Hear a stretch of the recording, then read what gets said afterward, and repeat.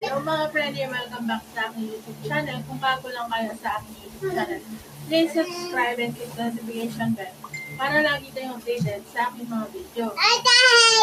For today's video, mag-unbox ko ng mga items galing sa Shopee.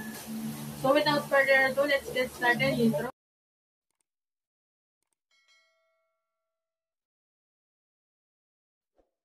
So, ayan, mayroong batang nakikigulo sa akin dahil gising siya, nakikisali siya.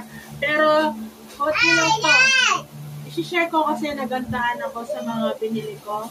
Kaya i-share ko siya. First, yung underwear. Seamless na siya. 59 bawat isa, tapos 42 yung size. Ang kagandahan dito, hindi siya bakat sa damit. So, 5 yung binili kong ganito. Iba-iba yung kulay. Tapos, sa panty, ganun din, 20. Seamless na siya. Kahit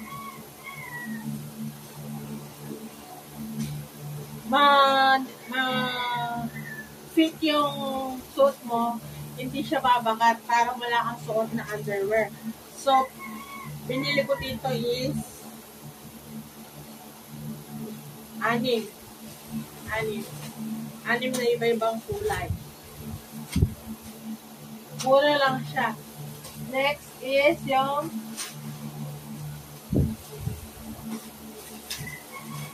eto, pangalawang nagustuhan ko.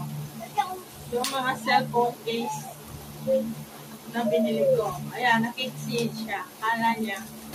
Yung isa kasi wala, kaya binilang ko na lahat. So, 4. Nagagandahan kasi ako sa design nila. Ayan. Transparent siya tapos. Ayan.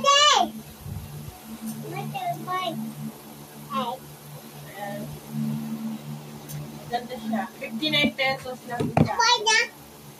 So, ayun. Next is yung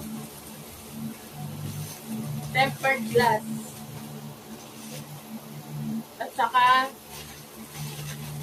madalas kasi masira yung cord sa iPhone. Kaya bumili akong dalawa. iPhone cord charger. Tapos tempered.